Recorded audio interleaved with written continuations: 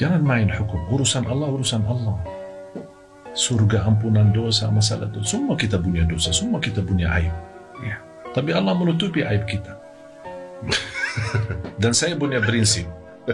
Saya berdakwah kemanapun, saya selalu punya satu tujuan. Ridha Allah. Jamaah senang, tidak senang, suka, tidak suka, bukan target saya. Lalu targetnya sih? Ridha Allah. Ridha Allah. Itu saja. Itu saja. Jamaah puji, jamaah caci maki, saya tidak peduli. Kalau kita bisa di level, namanya manusia, dipuji pasti tinggi, bahagia. Ya. Dicaci, Dihina, dicaci. Betul.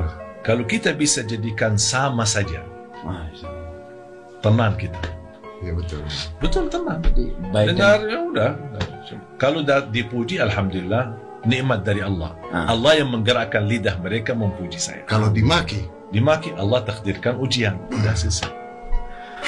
Tidak ada satu kata keluar dari mulut orang kalau belum diizinkan oleh Allah. Kita harus bisa belajar pasrah diri kepada Allah. Jangan kita hanya berbicara seperti di iftitah kita. Salat. Qul inna salati wa nusuki wa mahyaya wa mamati lillah. Mana buktinya? Salatku, ibadahku, matiku dan hidupku lillah. Mana buktinya? Sehari-hari. Sehari-hari beraktivitas, di situ terlihat bukti. Allah tidak menerima dari ucapan saja. Banyak orang berkata, aku cinta Nabi Muhammad. Tapi coba kita lihat perilakunya Nabi Muhammad tidak. Tidak cukup orang berbicara. Kita mohon maaf pintar berbicara, pandai berbicara, bisa mengambil kalimat yang terbagus, kalimat yang terindah.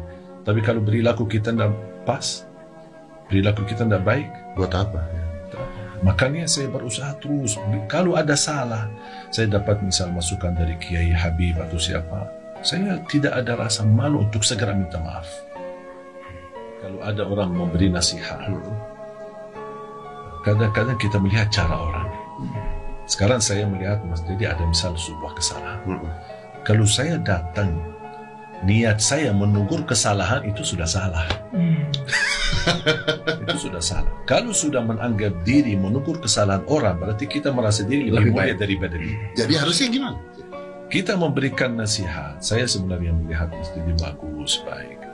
Cuman nampaknya kalau bisa jangan seperti ini lebih baik. Pemilihan diksi kata, bro. Jadi memilih kata yang bisa menenangkan, tidak hati. Menyakiti hati. Ya. Kalau dia terima syukur. Kalau dia tidak terima, saya sudah selesai tugas. Dan nggak boleh sakit hati saya. Boleh. Bukan tugas saya harus Mas Dedi ikut saya. Itu bukan tugas saya. Tugas saya menyampaikan, dan tugas saya memilih kata-kata yang menyampaikan hal yang menenangkan hati. Nanti keputusannya terserah penerima. Ya. Yang mendengar, apa dia terima atau tidak terima, terserah dia. Syekh itu pasti selesai. Iya. Karena berubah apa enggak itu bukan urusan Syekh, urusan Allah. Ya. Saya tidak menunggu ada orang menerima nasihat saya dan dia berubah. Saya tidak harap menunggu itu. Allah. Orang yang ikhlas, yang dia bisa menyampaikan dakwah dan tidak menunggu melihat jumlah pengikutnya. Mau yang ikut 1, mau ikut 1 juta, jangan berdulikan. Gak ada bedanya sih. Gak ada bedanya. Bagi saya, setiap saya masuk jamaah, saya selalu ucapkan, dengan nama-Mu ya Allah, saya menghadapi jamaah. Gerakkan lidah saya dan hati saya untuk menyampaikan yang terbaik. Karena saya tidak punya apa-apa. Itu doa saya selalu. Ya Allah, Bismillah, dengan nama-Mu ya Allah, Bismillahirrahmanirrahim, saya menghadapi jamaah. Ini sebelum saya masuk mengisi tausiah. Dan saya tidak punya ilmu apa-apa. Gerakkan lidahku dan hatiku untuk menyampaikan yang terbaik buat jemaah. Sekarang mohon maaf, kita sudah kasih nasihat orang. Terus kalau belum Allah kasih hidayah, masa kita, apa aku pun tidak faham-faham. Goblok kamu. Terus mau apa? Nggak menguntungkan juga. Nggak ada. Emosi ya. Saya udah nasihati kamu nggak berubah sih. Ada satu cerita, Rasulullah SAW menceritakan ada 2 orang, saudara, kakak adik. Satu ahli ibadah dan satu ahli maksiat. Pemabuk terus, tidak pernah salat, tidak pernah ibadah. Kakaknya ini selalu nasihatin. Nampaknya lama-lama tidak sabar. Sambil datang satu saat masih melihat kondisi saudaranya mabuk, senang-senang, tidak mau beribadah. Kamu tidak bakal diampuni oleh Allah. Kata Rasulullah SAW, di situ Allah marah.